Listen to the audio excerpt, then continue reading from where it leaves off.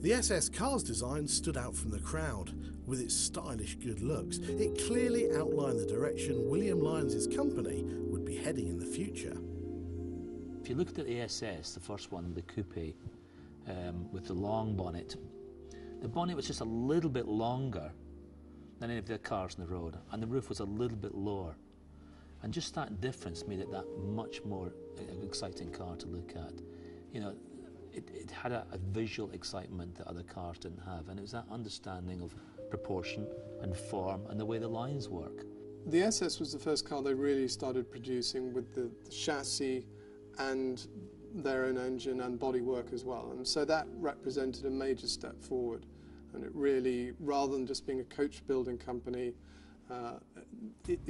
they equipped themselves with the skills and the equipment to move on and become a vehicle manufacturer. The SS was revealed at the 1931 Motor Show, and the press and public alike immediately loved the car, nicknaming it Olympia. The SS captured the romance of motoring for the first time the Lyons recipe was formulated. A mixture of advanced styling, a super luxury finish and a modest price ticket, all combined to produce a wonderful vehicle. The SS was absolutely essential to Jaguar because in so many ways it embodied those sporting characteristics, the verve, the dynamism that we'd see later on in cars like the 120. Very early days, but you have to see it in the context of the other cars that were on the road at the time. And the other cars were very boxy by comparison. And the SS had some gorgeous lines, very svelte, very sophisticated for its time. When war broke out in Europe, Jaguar had to suspend its car production in order to help the war effort, manufacturing aircraft parts. Well, of course, unfortunately, we didn't have a full extent of the engineering facilities which were required, so we had to go in for the aircraft, fuselage and so on. Car production slumped at Jaguar and at every other automotive company during the war, as the companies were given over, or the facilities were given over to making armaments or making airplanes for the war. One thing that a lot of these factories achieved, including Jaguar, was the amount of money they made by the government paying them for doing all this war work.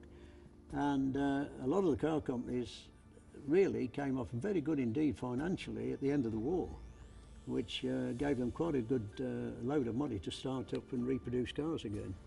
There was still the opportunity, the moment to think about future car designs. And Lyons got together with his engineering team in what we used to call the firewatch sections, when they all had to keep an eye out for bombs that might fall in the factory. And this is when they began to discuss the post-war car program and to design a new engine for the post-war car. In the depressed atmosphere that followed the war, all the pre-war models were brought out of storage, and car manufacturers from Alvis to Wolseley were having to cope with a lack of capital investment and a shortage of raw materials, assembling cars as best they could. The government at the time declared export or bust and promised financial support to firms who pledged 50% or more of their production for export, especially to the United States. Lyons, to take advantage of these benefits, managed to sell cars not yet off the drawing board, a sports car and a fast saloon, with the promise to export 80% to America, Australia, New Zealand and South Africa. In this new era, Lyons felt a name change for his new generation of cars would also be in order. Well, during the war, the SS company name obviously had some rather unpleasant connotations, so they started to look for another label. There's a story that goes that my grandfather commissioned his PR chief to produce a list of all animals and birds and creatures of the sea, and from that he chose the Jaguar name. A much more appealing name, and I think it was a pretty inspired choice. You know, the name itself is so important. It is such a glamorous and beautiful name. If you ever actually see it written, the letters and everything are very, very beautiful. And in any language, the Jaguar name is actually a very beautiful name to say and to speak, whether it have the accents or not. And there's something very poetic about that physical entity of that name. The Jaguar team, which had been brought together before, during and shortly after the war, now consisted of Lyons, the boss, Haynes, chief engineer, Wally Hassan, in charge of development, and Claude Bailey as chief engineer and designer. These were the great original innovators, but they were to be joined by Harry Westlake, Harry Munday, Arthur Whitaker, and a little later by Lofty England, who became racing manager. All were to be joint parents of the legendary XK engine and the series of cars that were based around it. The war had delayed their dreams of building a supercar, but behind the scenes, the foundations of the new XK engine had been laid in place. The point about the XK engine was it was really the first mass production engine to have two overhead camshafts, which boosted the power tremendously, 160 brake horsepower from 3.4 litres. And the car that it was launched in 1948 was a sports car. The XK120 was probably the most beautiful car that Lyons ever designed or had designed.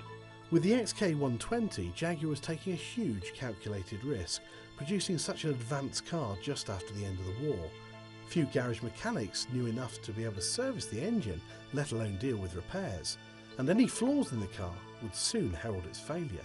But when the XK120 was revealed at the motor show, it captivated the audience. It had real class, the body was perfection, and the crowd loved it for looks alone. It was something so British, a car to be proud of and show to the world. The car was technologically advanced, capable of great speed, and yet having a great price of just £998, which beat the government's huge tax restrictions on cars of £1,000 or over. It was a quarter of the price of a Bugatti, half the price of a 3-litre Alfa Romeo. Lyons' approach was perfect. He gave his customers the feeling that someone had made a mistake with the price. Now, the 120 had a lot of elements of it you could recognise from other cars. A little bit of plagiarism perhaps, but he executed so much better, and that was the real difference. One line that ran from the bonnet and swept down into the door up over the rear wing.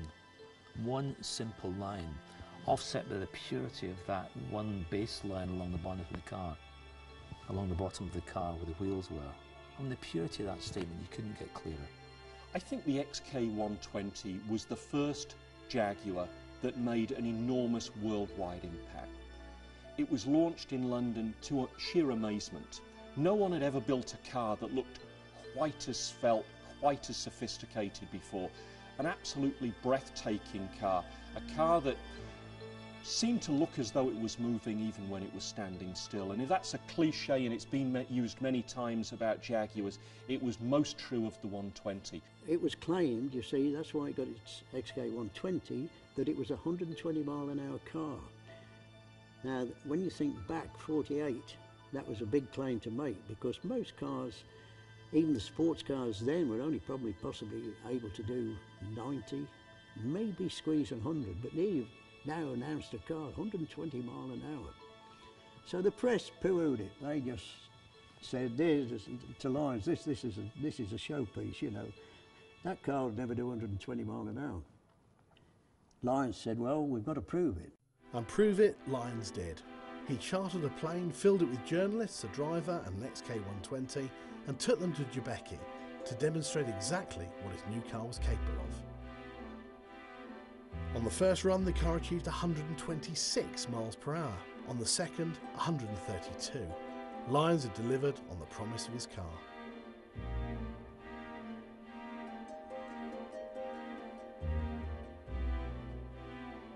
The original XK120 Roadster was followed in 1951 by a fixed-head coupe, and in 1953 by the glamorous drop-head coupe model. The XK120 successor, the XK140, was unveiled in 1954. It was just as beautiful, and except for its massive American-style bumpers and some alterations to the grille, had really changed very little. However, it could now reach a top speed of 130 miles an hour. Jaguar